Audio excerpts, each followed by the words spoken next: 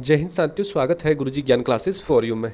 तो साथियों, हमने कल वीडियो में जाना कि शिक्षा का अधिकार या राइट टू एजुकेशन एक्ट 2009 से रिलेटिव 25 एमसीक्यू क्वेश्चन, और आज साथियों हम जानेंगे 26 से आगे के लिए। तो यहाँ पे पहला क्वेश्चन है कि निःशुल्क एवं अनिवार्य बाल शिक्षा का अधिकार अधिनियम 2009 के अनुसार अनुवीक्षण प्रक्रिया से क्या तात्पर्य है। अनुवीक्षण प्रक्रिया से क्या तात्पर्य है? तो साथियों यहाँ पे चार ऑप्शन देखेंगे हम। इसका सही जवाब हो जाएगा आपका कि जो अनुवीक्षण प्रक्रिया है, इससे रिलेटिव जो आंसर है वो हो जाएगा प्रवेश प्रक्रिया। पहला ही ऑप्शन बिल्कुल आपका राइट है। नेक्स्ट क्वेश्चन देखते हैं 27 कि आरटीई एक्ट 2009 के तहत विद्यालय में रिक्त पद कुल स्वीकृत पदों का कितना प्रतिशत अधिकतम हो सकता है। विद्यालय में रिक्त पद कुल स्वीकृत पदों का कितना प्रतिशत अधिकतम हो सकता है। साथियों यहाँ पे परसेंटेज के आधार पे आपको आंसर देना है, तो इसका सही जवाब हो जाएगा ऑप्शन नंबर 2 राइट, 10%, बिल्कुल 10%। नेक्स्ट क्वेश्चन देखें 28वां कि 86वें संविधान संशोधन अधिनियम 2002 के द्वारा 6 से 14 वर्ष की आयु वर्ग के सभी बच्चों को मुफ्त एवं अनिवार्य शिक्षा को मूलभूत अधिकार बनाने की बात कही गई है। तो संविधान की किस धारा के अंतर्गत? तो साथियों यहाँ पे चार ऑप्शन है और किस में कहा गया है, तो पहला ऑप्शन राइट है 20A के तहत कहा गया है कि 6 से लेकर 14 वर्ष की आयु के सभी बच्चों के लिए मुफ्त एवं अनिवार्य शिक्षा होनी चाहिए। 86वें संविधान संशोधन अधिनियम 2002 के द्वारा। अगला क्वेश्चन देखते हैं, शिक्षा का अधिकार कानून 2009 के अनुसार यदि कोई विद्यालय कैपिटेंशन शुल्क लेता है तब उसके लिए क्या दंड दिए जाने का प्रावधान है। तो साथियों यहाँ पे जो दंड देने का प्रावधान है, तो यहाँ पे आप पढ़ोगे तो पहला ऑप्शन ही राइट हो जाएगा कि लिए गए प्रति व्यक्ति के शुल्क के 10 गुना तक अर्थ दंड दे सकते हैं। किसी से शुल्क लिया है तो उसका 10 गुना तक अर्थ दंड देने का प्रावधान कहा गया है। अगला क्वेश्चन है, निम्नलिखित में कौन सा शिक्षा का अधिकार कानून 2009 के संदर्भ में सही नहीं है। तो साथियों आरटी एक्ट जो 2009 है उसमें सही नहीं है कह रहा है, तो आपको आंसर देना है।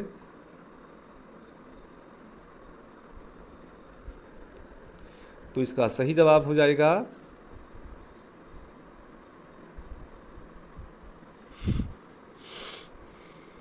आप देख तो 33 का जो क्वेश्चन है साथियों, इसका आंसर आपको देना है। अगला क्वेश्चन देखते हैं 31, निःशुल्क एवं अनिवार्य बाल शिक्षा का अधिकार अधिनियम 2009 के अनुसार प्रारंभिक शिक्षा के लिए प्रवेश प्राप्त कोई बालक प्रारंभिक शिक्षा पूरी करने तक निःशुल्क शिक्षा का हकदार होगा।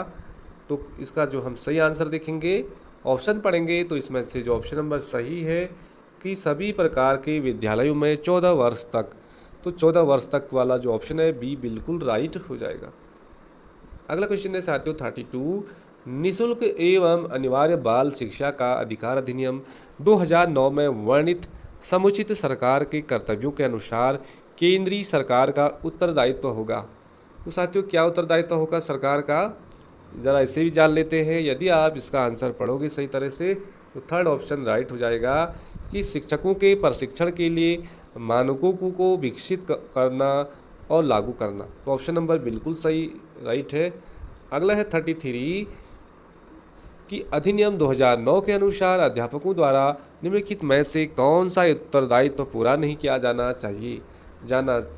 तो साथियों अध्यापकों के द्वारा कह रहा है, तो इसका सही जवाब है शैक्षिक कैलेंडर या पंचांग का विनिश्चय करना, ये उत्तरदायित्व नहीं होगा। बाकी और चीज़ें पढ़ोगे तो इन सभी में गुरुजी का उत्तरदायित्व होगा। अगला क्वेश्चन देखें हम कि शिक्षा का अधिकार कानून 2009 के किस अध्याय में विद्यालय एवं शिक्षकों की जिम्मेदारियों का वर्णन है। तो साथियों आरटी एक्ट 2009 के अनुसार हमें बताना है, अध्याय बताना है कि विद्यालय एवं शिक्षकों की जिम्मेदारियों का वर्णन है। तो अध्याय 4 हो जाएगा साथियों, ऑप्शन नंबर थर्ड बिल्कुल आपका राइट ऑप्शन है। अगला देखें नेक्स्ट क्वेश्चन कि निम्नलिखित में कौन सा कथन शिक्षा का अधिकार कानून 2009 के संबंध में सही नहीं है। तो साथियों तो इसका जो ऑप्शन नंबर थर्ड है ये बिल्कुल रॉन्ग है कि इसका अध्याय थर्ड पाठ्यक्रम मूल्यांकन प्रक्रिया से संबंध है। ये थर्ड वाला जो ऑप्शन है ये बिल्कुल ही गलत है। नेक्स्ट क्वेश्चन देखते हैं कि शिक्षा का अधिकार अधिनियम का राजस्थान में नाम क्या है। तो साथियों इसका जो ऑप्शन हो जाएगा राजस्थान में, तो इसका जो ऑप्शन पहला ही होगा, राजस्थान निःशुल्क और अनिवार्य बाल शिक्षा अधिकार अधिनियम 2011 में होगा। अगला क्वेश्चन देखें 37 कि बच्चों के लिए मुफ्त एवं अनिवार्य शिक्षा का कानून 2009 के निम्नलिखित में से किस भाग को बच्चों के लिए निःशुल्क एवं अनिवार्य शिक्षा कानून 2019 द्वारा संशोधित किया गया। तो साथियों इसका हमें सही जवाब देना है। तो इसका सही जवाब हो जाएगा भाग 16 के अंतर्गत 2019 में संशोधन किया गया, भाग 16। अगला क्वेश्चन देखते हैं, निःशुल्क एवं अनिवार्य शिक्षा के अधिकार 2009 में अनिवार्य शब्द का क्या अर्थ है। अनिवार्य शब्द का अर्थ देना है साथियों हमें। तो इसका जो सही आंसर है ऑप्शन नंबर 1 फर्स्ट सही है कि उचित सरकारें दाखिले, उपस्थिति और प्रारंभिक शिक्षा की पूर्णता को सुनिश्चित करेगी। पहला ऑप्शन बिल्कुल आपका राइट है। नेक्स्ट क्वेश्चन देखें साथियों कि बाल शिक्षा का निःशुल्क एवं अनिवार्य अधिकार अधिनियम के अंतर्गत कक्षा 6 से 8 तक के बच्चों के विद्यार्थियों के लिए अधिकतम कितनी पैदल दूरी पर विद्यालय स्थापित होने चाहिए। तो साथियों लगभग यहाँ पे है आपका सही जवाब 2 किलोमीटर के दायरे में होना चाहिए। नेक्स्ट क्वेश्चन देखते हैं, 40 से 25% बालकों की फीस का पुनर्भरण समुचित सरकारें करेगी। इसका उल्लेख RTE 2009 की किस धारा में है। तो साथियों धारा 12 के तहत कहा गया है कि 40 से 25% बालकों की फीस का पुनर्भरण समुचित सरकारें करेगी। RTE अधिनियम 2009 की जो धारा है, धारा 12 के अंतर्गत इस बाबत कहा गया है। अगला चलते हैं, आंगनवाड़ी या बालवाड़ी 3 से 6 वर्ष तक के बच्चों के लिए खोले जाएंगे।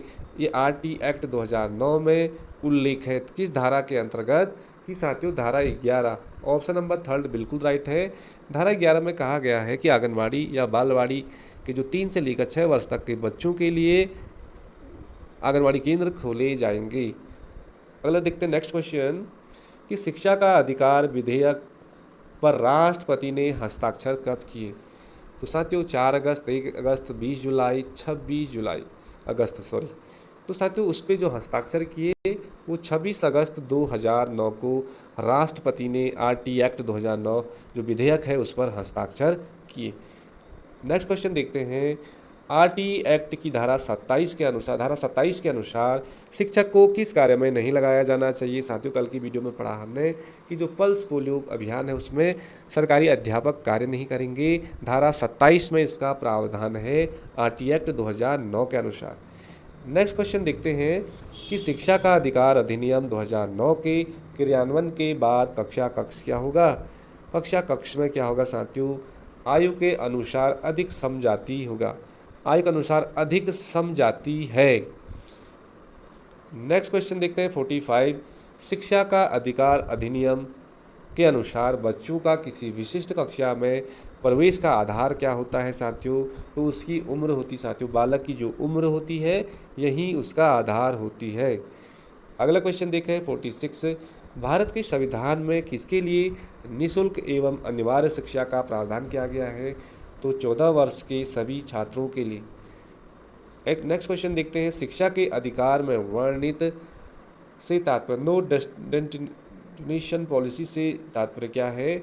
इसका जो है कि अनुत्तीर्ण नहीं करने की नीति, बिल्कुल ये उसमें रखा गया है, नो डेस्टिनेशन पॉलिसी।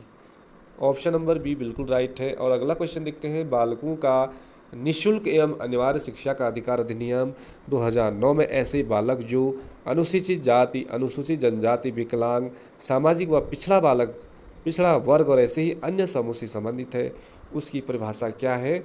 तो साथ ही इसका सही जवाब है ऑप्शन नंबर 4 की असुविधाग्रस्त समूह में या वंचित समूह में। नेक्स्ट क्वेश्चन देखते हैं 49वां कि बालकों का निःशुल्क और अनिवार्य शिक्षा का अधिकार अधिनियम 2009 के अंतर्गत विद्यालय प्रबंध समिति या SMC में महिला सदस्यों की संख्या का प्रतिशत कितना होगा। तो साथियों जो SMC का जो गठन किया जाता है उसमें 50% महिलाएं प्रतिभाग करेगी या सदस्य रहेगी। और साथियों आज का जो आखिरी क्वेश्चन है कि बालकों का निःशुल्क एवं अनिवार्य शिक्षा का अधिकार अधिनियम 2009 के अनुसार निम्नलिखित में से कौन अध्यापकों के प्रशिक्षण के लिए मानकों को विकसित और लागू करेगा? तो साथियों कौन करेगा? तो इसका सही जवाब हो जाएगा ऑप्शन नंबर 4 केंद्रीय सरकार। केंद्रीय सरकार। तो साथियों ये हो गया आरटीई एक्ट 2009 से रिलेटेड 50 एमसीक्यू क्वेश्चन, जो कि आगामी परीक्षाओं के लिए बहुत ज़्यादा इंपॉर्टेंट है। तो साथियों यदि आपको हमारी थोड़ी भी मेहनत दिखती है तो एक लाइक, एक कमेंट, एक शेयर ज़रूर करिए। धन्यवाद, नमस्कार।